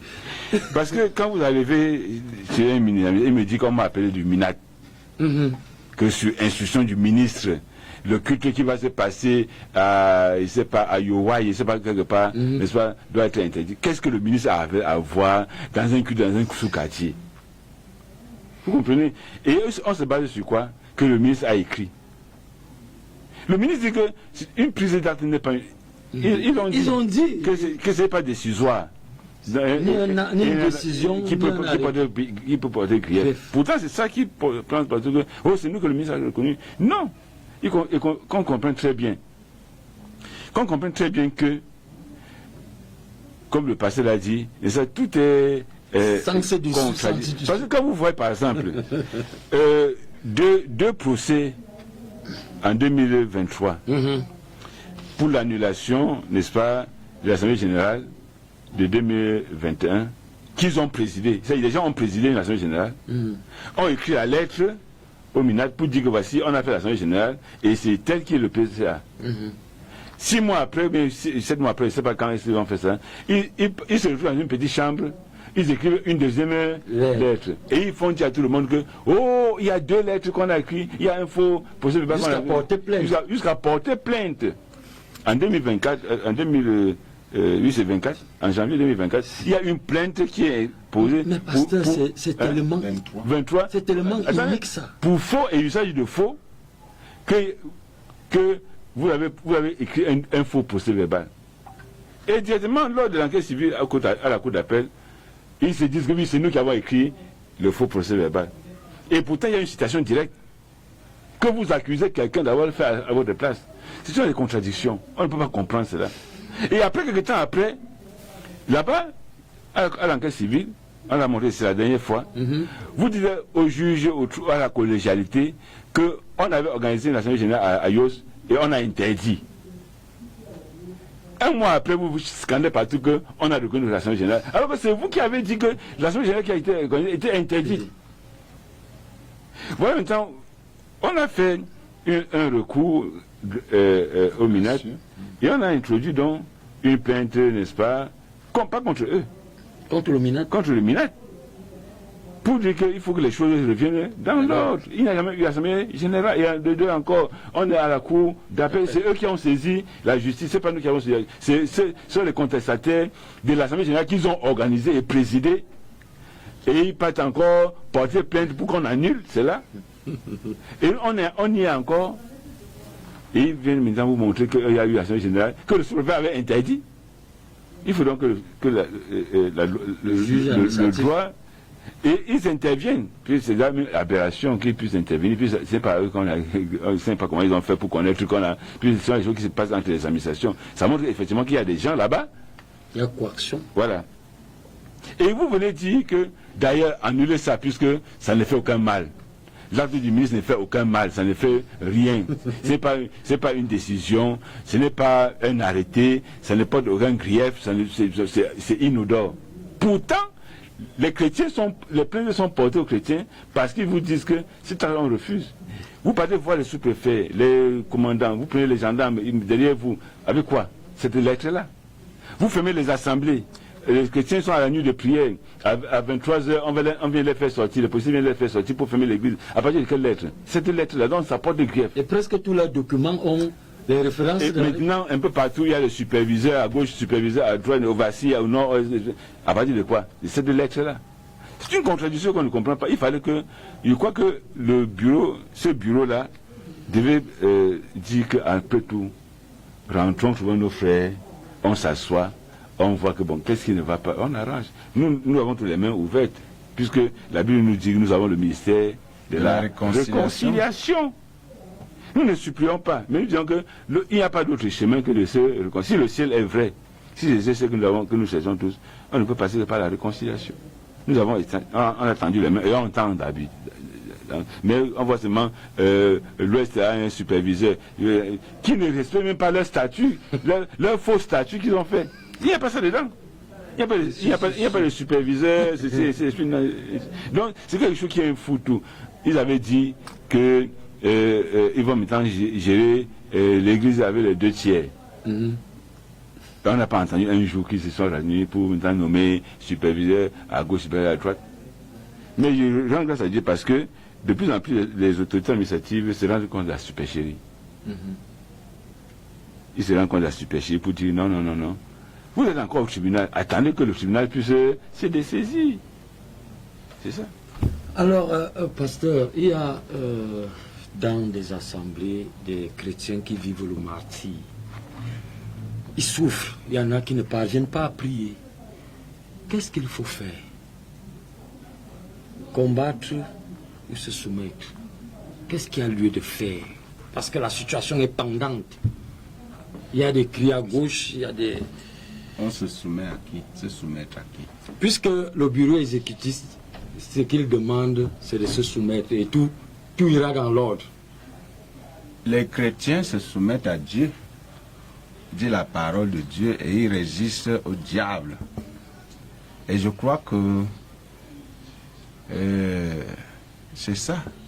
On ne peut pas dire aujourd'hui aux chrétiens de se soumettre au bureau exécutif, alors que ils ne connaissent pas quand est-ce que ce bureau a été constitué. Vous voyez, il y a en assemblée générale ce qu'on appelle les membres de droit, les ministres de Dieu. Les ministres de Dieu sont les membres de droit, selon nos statuts. Alors, si nous voici par exemple ici là, deux ministres de Dieu, nous n'avons pas été convoqués, nous n'avons pas été là-bas, on ne connaît pas ce qui s'est passé selon. Et en dehors de cela, il y a même certaines personnes dans le bureau administratif qui sont des administrateurs dans le bureau qui n'ont jamais été à IOS, mais qui ont été élus. Ils sont élus, ils sont membres du bureau exécutif. Il y en a au moins 3, comme ça. 4. Même 4. Même plus. Peut-être même tous étaient absents. Donc c'est une affaire qui s'est arrangée comme ça. On a fabriqué ça quelque part, des documents et tout. Et on est allé déposer, puisque certainement il y a des amis, des copains, et ils ont travaillé ça pour aller... le ministre aussi, ne connaissant pas les réalités de ce qui s'est passé, bon, on ne sait pas vraiment par quelle alchimie le ministre a signé ce document. Donc, ce qui se passe dans les assemblées, bon, les chrétiens souffrent en martyre. Pour nous, nous mettons ça dans le sens de la persécution. La persécution, on peut nous persécuter. Et tous ceux qui veulent vivre pieusement en Jésus-Christ seront persécutés. C'est la persécution. Ça peut aller même jusqu'à la prison. Sacrifice suprême. Sacrifice extrême. Bon, nous mettons ça dans le compte de la persécution. Mais, humainement, comme nous menons des actions pour essayer de mettre un terme à cette imposture, parce que vraiment, c'est pas sérieux qu'on dise que les hommes qui ont connu Dieu, qui ont été ensemble, qui priaient ensemble, qui mangeaient ensemble, qui faisaient tout ensemble, aujourd'hui, ce sont ces personnes qui se lèvent pour dire qu'ils vont détruire les autres, ils vont les chasser, ils vont leur faire ceci. Vraiment, j'ai été sidéré. L'autre jour, lorsque nous étions à la sous-préfecture de Moukoya-Fam, l'un de leurs prédicateurs dit aux chrétiens que je vais couper vos têtes. Je vais couper vos têtes. Un prédicateur. Ah bon? Moi, je lui ai demandé, mais vous pouvez répéter ce que vous venez de dire là? Il a dit, mais pasteur, pourquoi vous voulez maintenant me menacer, voilà vos chrétiens qui parlent, vous ne leur dites rien. J'ai dit, je veux que tu répètes, mais j'ai déjà suivi. Vous voyez, il dit, je vais couper vos têtes. Et dimanche, il part se tenir à l'hôtel pour prêcher aux mêmes chrétiens dont il veut couper les têtes. Vous demandez donc c'est quoi? C'est plus que, je ne sais pas si on peut même appeler ça, c'est quel genre de persécution ça? Donc, bon, nous acceptons, mais il faut que nous menons des actions pour arrêter cette histoire. Il faudrait que cela s'arrête. Et ça va s'arrêter. Ça va s'arrêter. Alors, nous menons des actions pour arrêter cette histoire et ça va s'arrêter. Nous allons comme ça vers la fin de l'émission. Alors, pasteur, nous avons toujours suivi dans les réseaux sociaux le bureau exécutif qui prétend déjà demander les subventions à l'État pour les soutenir. Comment comprendre? Quelle lecture est faite? toujours la lecture, votre avis. C'est amusant, mais c'est révélateur. C'est révélateur de l'esprit qui anime, n'est-ce pas, ces personnes, vous allez voir partout, n'est-ce pas. La première chose qu'ils font, c'est de chercher à sécuriser les caisses, c'est de s'accaparer les caisses de l'église. J'ai été très surpris dans ça. Moi aussi, j'ai vu cette image. Quand quelqu'un qui n'a pas pu gérer les contributions, les quittances d'eau et d'électricité à Obili, n'est-ce pas, c'est 25 000, 30 000 par mois, va maintenant croire qu'il va gérer les millions. Quelqu'un qui a été démis de ses fonctions, n'est-ce pas, de coursier, n'est-ce pas, pour payer les quittances, n'est-ce pas, d'eau et d'électricité du camp, parce qu'il a été infidèle. Et maintenant, il se prévaut maintenant d'être celui qui va gérer les biens de l'église. La Bible dit qui peut le plus, tu as été fidèle en peu de choses, on va te confier les plus grandes. Mais si tu as un peu de choses, tu as été infidèle, on te confie. Et quand cette personne me dit qu'ils vont demander des subventions à l'État pour aménager les camps conventionnels, il ne sait pas de quelle vraie église il s'agit. La vraie église d'aujourd'hui est classée en termes d'infrastructure comme la 3e force religieuse du Cameroun, sans avoir eu un 5 francs de l'État. C'est une exclusivité. Peut-être pas, je ne sais pas, mais c'est une église endogène qui s'est développée par ses propres moyens. Et d'ailleurs, l'article 25 de la loi des associations dit bien que les associations religieuses ne reçoivent pas de subventions. Mais comment on va faire pour qu'une association religieuse reçoive les subventions de l'État? Puisqu'il reçoivent déjà l'appui de l'État à travers les forces de l'ordre. Bon, peut-être. C'est une curiosité, tout est curiosité, vous comprenez. La loi des associations dit clairement que les associations religieuses ne reçoivent pas de subventions publiques. Mais il dit que ils vont recevoir des subventions publiques, ils vont demander des subventions à l'État. Parce que quand on parle de subventions, il faut voir en termes de millions, sinon même de milliards, qu'on va aménager le camp de Mombo. Allez voir le camp de Mombo. Il n'y a pas deux religions dans le monde qui ont un camp comme celui de Mombo. Dans tout le Cameroun, il n'y en a pas. Il n'y en a pas. Allez voir les constructions de Mungusso. L'argent est venu d'où? De l'Europe, de l'Amérique.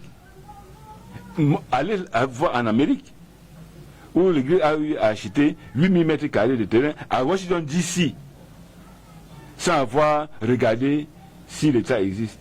C'est une fierté nationale. La vraie église de Dieu, c'est une fierté nationale. C'est un héritage, c'est un patrimoine national. Il y a un certain professeur qui a dit que même l'État du Cameroun n'a pas une superficie pareille hors de ses 8000 mètres carrés de terrain, sans avoir demandé un 5 francs de financement. Et construit en 2019, le bâtiment de la vraie église de Dieu à New York a été le premier bâtiment religieux construit en 2019.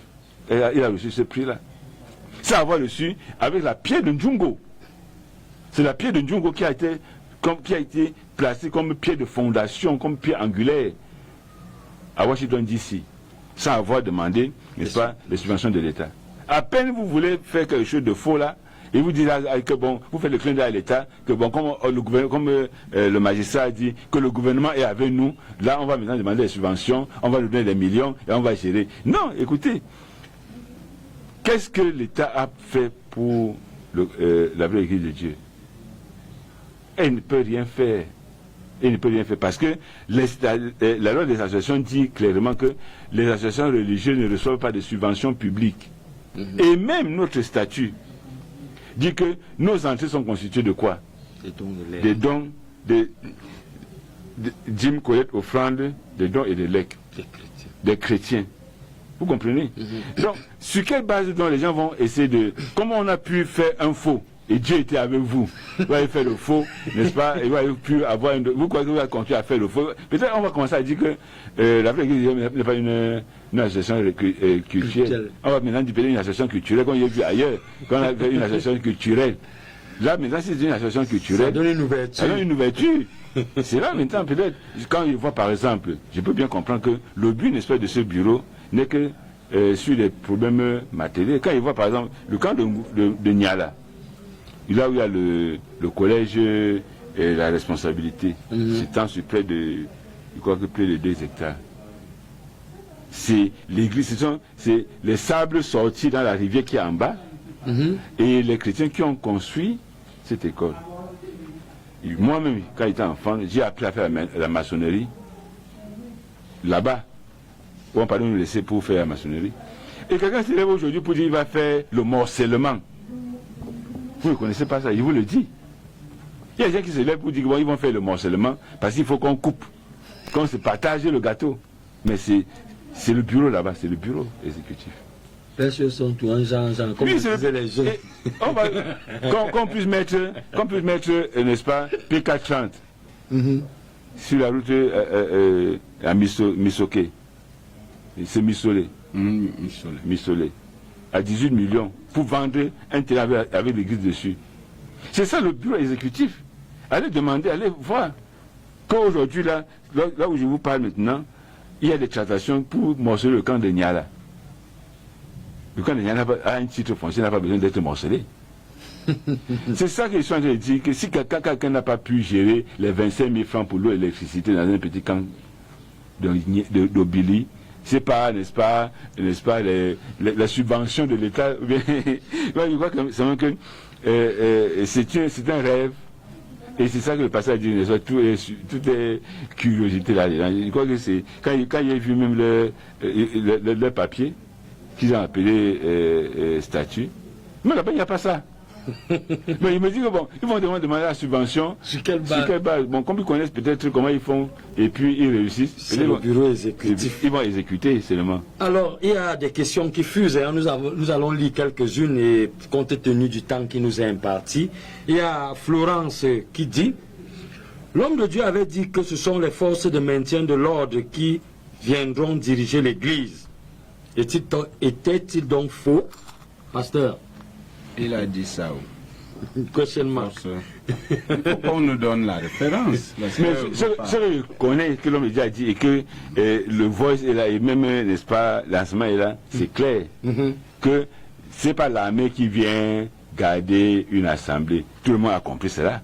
Ou alors ils ont mal compris. Peut-être ils ont compris, comme le bureau comprend les choses à l'envers. Je voudrais dire quelque chose sur les subventions.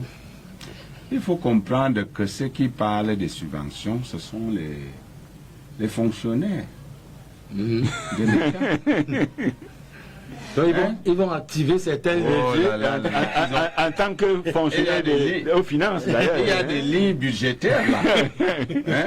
Aux finances, tout juste. Alors, moi je suis journaliste. Tout ça. Ils sont pas. Donc, les gens veulent se servir de l'église pour préparer la retraite. Pour préparer la retraite. Tout ça en principe dans le bureau exécutif. Cela n'existe pas. Donc, il faut comprendre où est-ce qu'ils vont. C'est clair, il faut pas...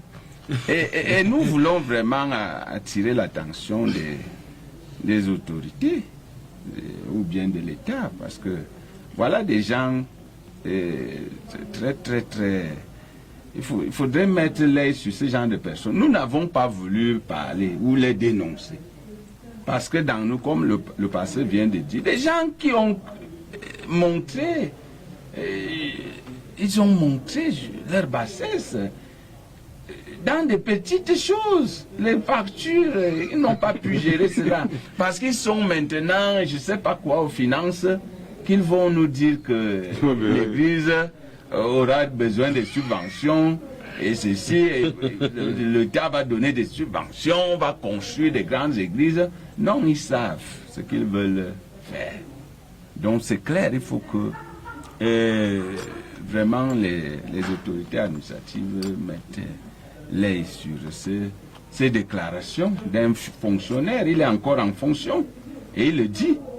Il veut gérer l'argent de l'État dans l'église sous forme de subvention. Il faut faire attention. Je voudrais vraiment le dire clairement à nos auditeurs, parce que ne prenons pas les choses seulement à la légère.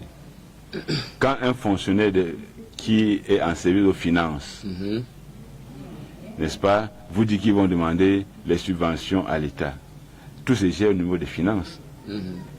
Ça amène à se demander, est-ce que ce n'est pas là la raison de la lutte? Question mark. Est-ce que ce n'est pas là la raison de la lutte? On ne connaît pas par quelle alchimie, ou bien ils vont encore trouver une autre manière, comme ils ont fait peut-être pour le bureau exécutif, pour que ça soit... ils vont trouver une manière pour faire signer au ministre des Finances, n'est-ce pas, je ne sais pas qui, une autorisation de décaissement des milliards. L'église de Dieu, en 2022, nous avons fait une mission pour créer l'église au Kenya. On n'a pas besoin de subventions. Nous avons été au Ghana. Ceux du Ghana ont conçu une grande église sans besoin de subventions de l'État. Il y a une imprimerie. Il y a une imprimerie qui a vu le jour et qu'ils ont tout fait pour fermer avec ce papier qui dit que c'est pas décisionnel, n'est-ce pas, sans avoir besoin de l'État.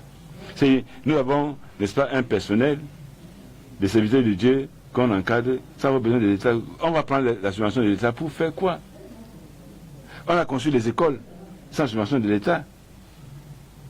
La vraie Église de Dieu depuis a travaillé et on en est fiers. Nous sommes la seule Église, on le dit, qui ne vit pas de subvention ni de l'étranger, ni de nous avons nos fonds endogènes. Et que quelqu'un, parce qu'aujourd'hui, n'est-ce pas, il n'a pas pu gérer, comme le pasteur a dit, n'est-ce pas, les quittances, n'est-ce pas, de 2500, 3000 francs de SNEC, SNEC en ce temps-là, n'est-ce pas, et Sonel, et maintenant, il va maintenant dire, il va gérer, il espère avoir les subventions de l'État. C'est une aberration. Voilà, nous allons continuer, puisque nous partons vers la fin de notre émission. Le pasteur n'a pas fini de répondre. L'homme de Dieu a dit que ce sont les forces de l'ordre qui viendront diriger l'Église. Était-il donc faux? C'est ce que l'auditeur demande. Non, l'homme de Dieu n'a pas dit cela. S'il a des références, qu'il nous les donne. Comme ça, nous pourrons répondre. Voilà, nous demandons à Florence. Et les forces de l'ordre ne viendront jamais garder l'Église. L'Église, nous parlons de l'Église. C'est peut-être les forces de l'ordre gardent le bureau exécutif, mais pas l'Église. Voilà, Samuel Noir de son côté. Bonjour pasteur, là je m'adresse au révérend. Bonjour pasteur, pourra-t-on encore avoir des mamans diaconesses un jour dans l'église au point de vue du comportement des sœurs aujourd'hui? Le comportement va changer, n'est-ce pas? Il y a toujours les mamans qui sont là, qui sont les mamans de l'église, n'est-ce pas? Ils doivent s'en percevoir. L'église, c'est le corps de Christ. Je voulais que les chrétiens puissent comprendre cela. L'église, c'est le corps de Christ. Et le corps de Christ ne vieillit pas. Le corps de Christ ne change pas.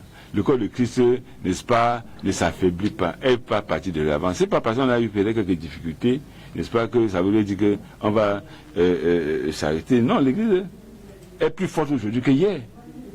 Parce qu'en réalité, l'église n'a jamais été aussi forte que lorsqu'elle est en danger. Prenez la Bible. Quand on a mis les chrétiens en prison, on a tué Jacques, on a lapidé Étienne, l'église a explosé. L'évangile est parti au-delà de ce qu'on pouvait imaginer. Quand on a pris l'apôtre Paul, on a mis en prison, on l'a parachuté à Rome, l'église a Hein? On ne peut pas arrêter l'Église. Donc, ce qu'on peut dire à ce frère qui montre assez de soucis, c'est de prier, n'est-ce pas? Ce que le Seigneur a fait, il le fera davantage. Et nous croyons que Jésus-Christ est le même hier, aujourd'hui, éternellement. L'homme de Dieu, n'est-ce pas, en partant, nous a donné tous les instruments nécessaires pour que nous puissions être forts. Si nous ne sommes pas forts aujourd'hui, on ne pourra pas dire que c'est l'enseignement ou bien c'est le matériel qui manque. Ce sont des hommes qui peuvent manquer, mais les hommes ne manquent pas. Dieu a suscité des serviteurs de Dieu. Ils sont encore nombreux. Ils sont nombreux dans toutes les assemblées et Dieu va nous les montrer. Dieu va les établir. Dieu va se démontrer davantage pour que l'Église soit forte. Parce que notre programme, ce n'est pas de rester au Cameroun. C'est le monde entier qui nous attend. Donc, on va aller en Afrique de l'Est, on va descendre jusqu'en Afrique du Sud. On va gagner. L'Afrique doit être remplie de l'Évangile. Et par là, on va sauter comme cela pour arriver en Australie. C'est par là qu'on saute pour aller en Australie. On va atteindre le continent. Alors, pasteur, vous avez dit à Banganté que celui qui vous poursuit, ça veut dire que vous êtes devant. Mais c'est ça, on n'a rien fait chasser le lièvre quand il est derrière vous.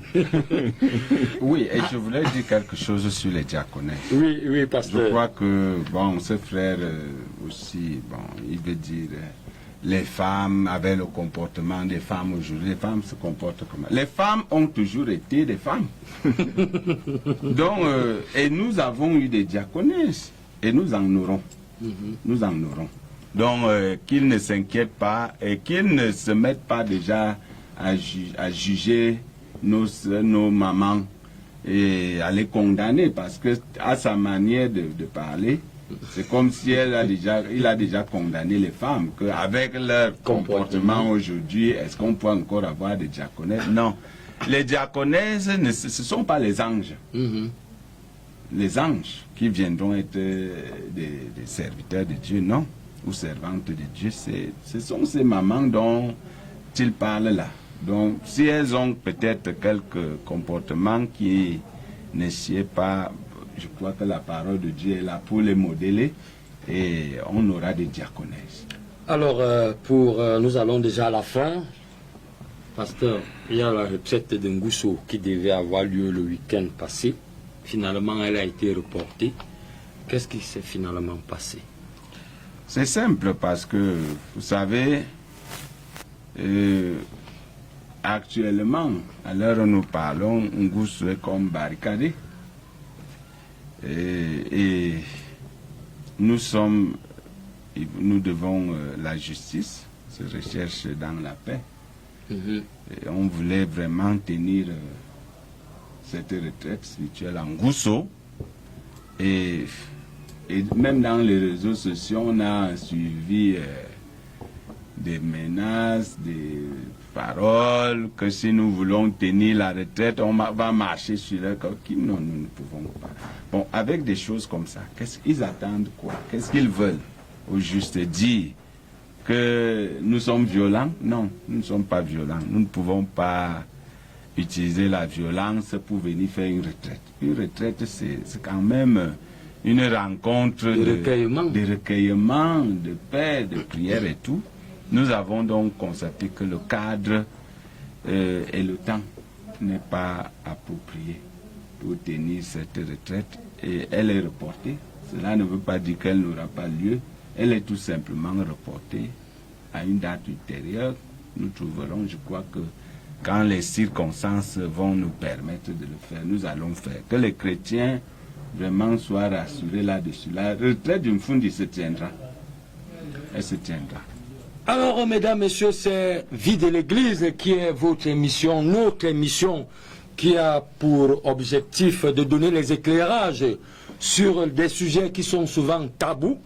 Alors, nous allons donner la parole pour le mot de fin. Je commence par le pasteur Damien. Un mot de fin, pasteur. Oui, nous avons parlé de long en large de la vie de l'Église. Je crois que le mot de fin, c'est que malgré le temps difficile que l'Église traverse, il faudrait connaître que l'Église n'est pas une institution humaine, c'est Dieu. Et nous, on chante souvent que c'est Dieu qui tient l'épée et qui décide des combats. Donc, nous disons que ce qui se passe actuellement dans l'Église, Dieu lui-même est au contrôle. Donc, nous n'allons pas nous livrer aux inquiétudes outre mesure. Nous pensons que la crise qui est en train dont l'Église est en train de vivre, dans bientôt prendra fin.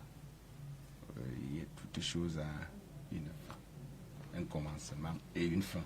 Et nous pensons que cela, d'ici quelque peu, cela va trouver une issue.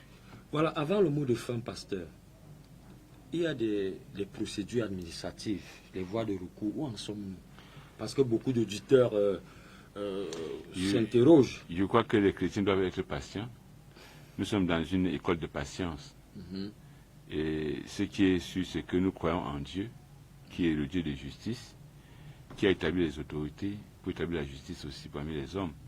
Nous croyons, n'est-ce pas, que le droit doit être lu, la justice doit être reconnue. Malgré les velléités de trafic d'influence qu'on a. On peut le faire. Les gens ont tué Jésus-Christ croyant que tout était fini, alors que c'était pour qu'il soit dans sa gloire. L'Église catholique est un temps difficile pour être plus forte. Vous comprenez?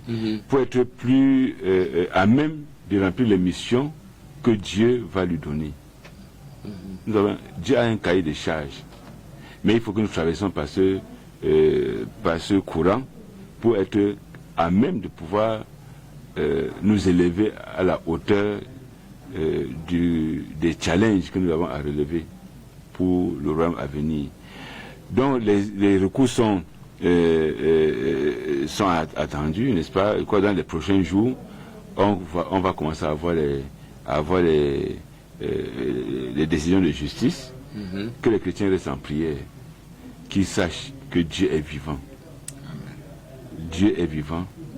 Et l'Église est l'Église de Dieu, qui est le Dieu vivant, la colonne et l'appui de la vérité. Les chrétiens ne doivent pas se décourager. Au contraire, vous allez voir que les chrétiens, je suis très reconnaissant à Dieu, parce que plusieurs pensaient qu'avec ces temps difficiles, les chrétiens vont se décourager, mais ils sont devenus plus forts et fermes. Nous sommes dans une école de sagesse, une école de formation. Nous-mêmes, on a été longuement formés, on a appris à connaître l'homme, n'est-ce pas? On a appris à beaucoup de choses qui doivent nous aider, n'est-ce pas, dans le combat à venir. Donc, nous sommes confiants, comme le pasteur l'a dit, l'épreuve aura son terme. Dans les mauvais jours, le chrétien reste ferme dans la foi, dans l'amour. N'est-ce pas? Nous le disons d'habitude que notre arme la plus efficace, c'est l'amour et la prière, et c'est la prière et l'amour persévérant. Et c'est ça que nous disons aux chrétiens, ne devenez pas méchants parce que les gens sont méchants. N'insultez pas parce qu'on vous insulte. N'est-ce pas? Ne devenez pas traître parce qu'on vous trahit. Restez fidèles à Dieu, soumis aux autorités, aimant le pays.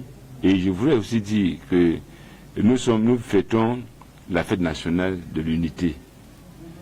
Et c'est une interpellation.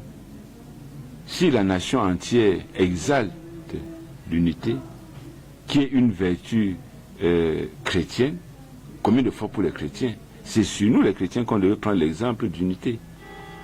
Or, nous savons que le diable, n'est-ce pas, est un désordonné, et qui voudrait apporter le désordre, il ne passera pas par l'Église, au nom de Jésus. Amen. Donc il dit aux chrétiens de rester dans la prière et de continuer à persévérer. Le Seigneur Jésus-Christ est vivant. Merci, c'est sur ces paroles du révérend pasteur Langri Chana, président du conseil d'administration de la vraie Église de Dieu, que nous allons mettre un terme à cette déclinaison de vie de l'Église, celle du 19 mai 2024. Merci à tous ces auditeurs qui nous ont suivis de bout en bout, et nous disons bonne fête de l'unité à tous.